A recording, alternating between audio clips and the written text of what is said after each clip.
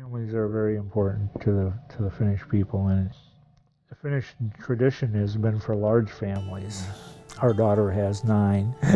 The other daughter only has 4, so she's kind of, but we only had 3.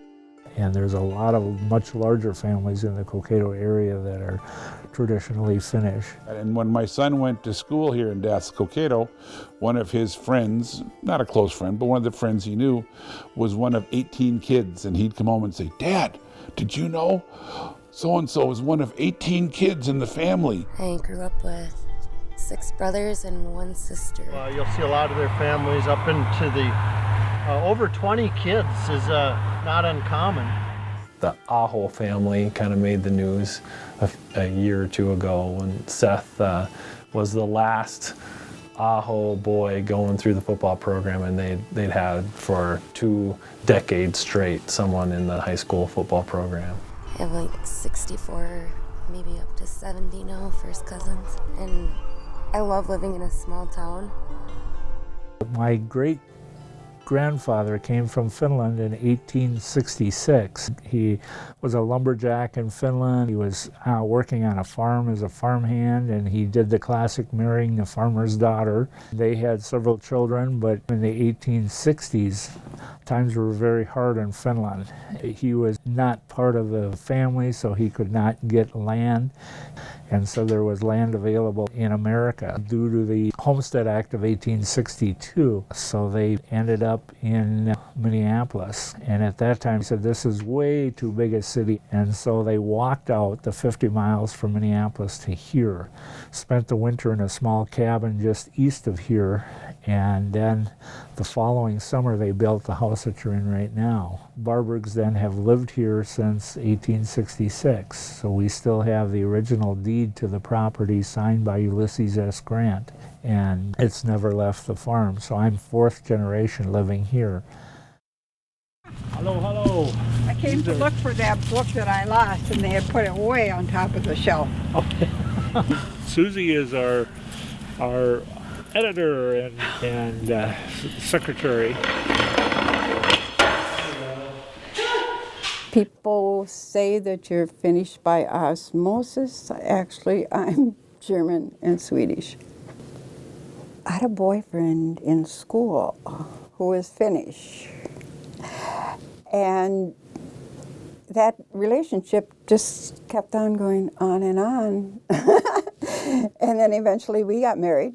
And his mother is probably the most influential person in causing me to be interested in Finnish history, because she was really concerned that the Finnish history and these buildings that we have as a society should be preserved. The traditions, the culture, all of that should be preserved. It kind of encourages people to go back to Grandma and Grandpa and ask them how things were in their days. And I think it's really, really important for young people to have a sense of a root or heritage, that they can look back on. So I guess that's why I do this. I don't always like the gossip that goes around and small talk, because everybody kind of gets into people's business. I think that people think that we're judgmental. In general, people tend to be very honest. The Finns pride themselves in being honest. Finns tend to be a little bit aloof. They stick to their own type as far as friends go, and hanging around with their own religious people.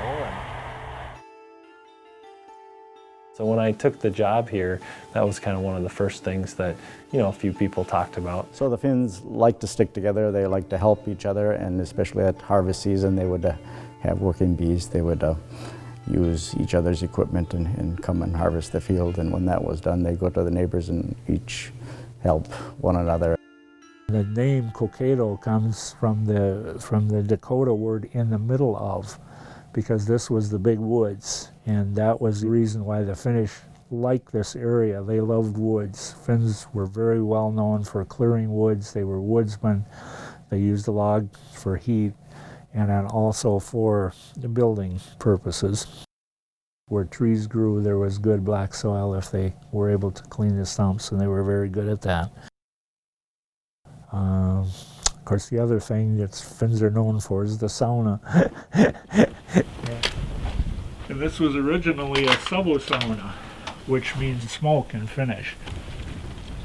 Your behavior in a sauna is like behaving in church. There's no hanky-panky or nothing going on. The saunas did not have a dressing room. So they would undress outside, go in the sauna, have their sauna, go out, cool off, and then go back in again. Well, no problem with any of the Finns, but the non-Finns said, hey, this is a disgrace, you got to move your sauna. Well, this was the first lawsuit in Cokato Township. By this time, my grandfather sold his share to the guy across the road, and the township said, you got to move your sauna. And so he took him to court, and he won. They had to pay him damages plus the cost of moving the sauna. So he moved it across the road, and that's when my great-grandfather built this one in 1880. So this one then replaced that one in Temperance Corner.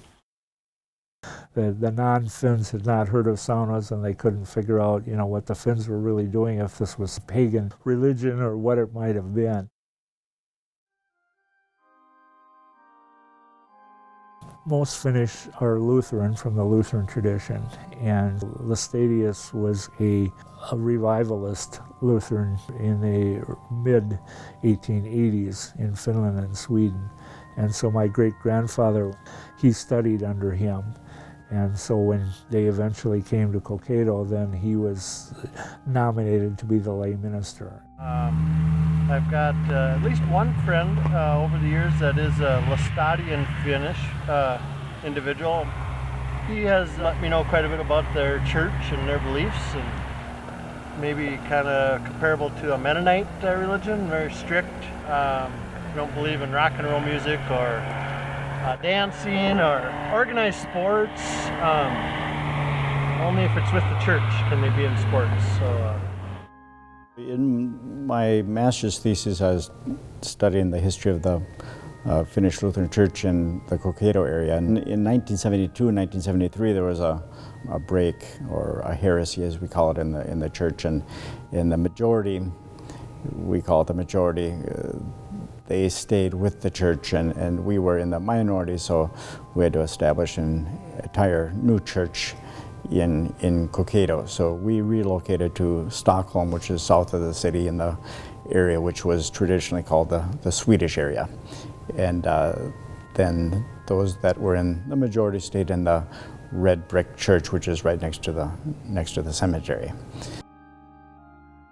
We were in the minority, and we didn't participate in high school sports, or didn't have televisions in the home, and didn't go to the high school proms. And if you read in the Minneapolis Star and Tribune in the sports section and look under the statistics for the Litchfield Cokato Dassel hockey team, you can see many of the names are Finnish names, and they are members of the First Apostolic Lutheran Church. We're all friends, and it's like our own bubble and our own little clique. We don't have rules. I mean, they say you shouldn't do things, but as long as you believe, and it's all in your heart and how you feel what's right in your heart. I think, there's definitely a close knit about the community, that the families that go to the same churches are very supportive of each other, and probably, more interactive with within their group than they are, with the community as a whole, I think. If you come here and you're not Finnish and you see that this group of people is kind of doing their own thing, you obviously say that they're different because they're kind of an outlier. They just seemed a little mysterious, I suppose. Growing up, I grew up next to many Finnish houses, Finnish families that had plenty of kids. It took me a long time to, figure out what that was all about, because obviously when I moved here, it was right away, those are the Finns, and that it was just always there. it's normal around here and everyone knows that it's normal, so live with it. As a whole, is going to just continue to evolve in quiet, subtle ways as the next generation of kids grows up and the next generation of kids grow up. And it just depends if those kids want to hold tight to the traditions that they were taught, or if they will slowly let loose of some of those traditions.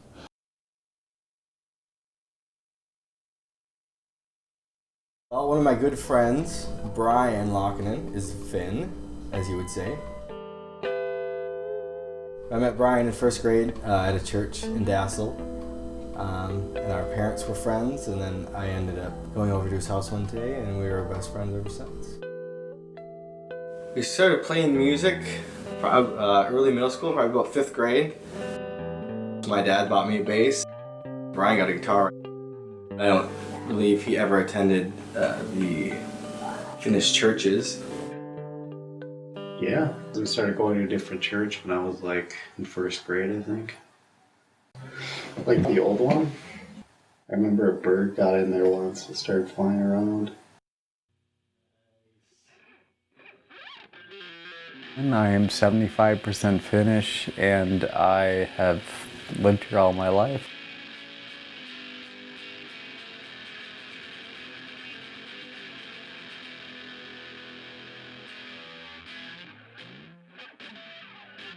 My brother, he originally played bass guitar in high school.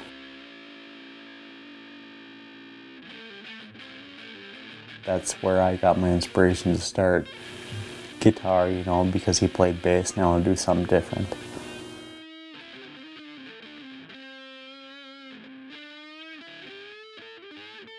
Finns came, they were like any other immigrant group that came to this area, whether it was the Germans, the Swedes. They all spoke their own language, they all had their own traditions, they all gathered in their own places of worship.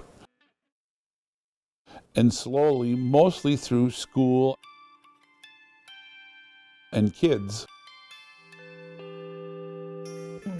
they start to blend together.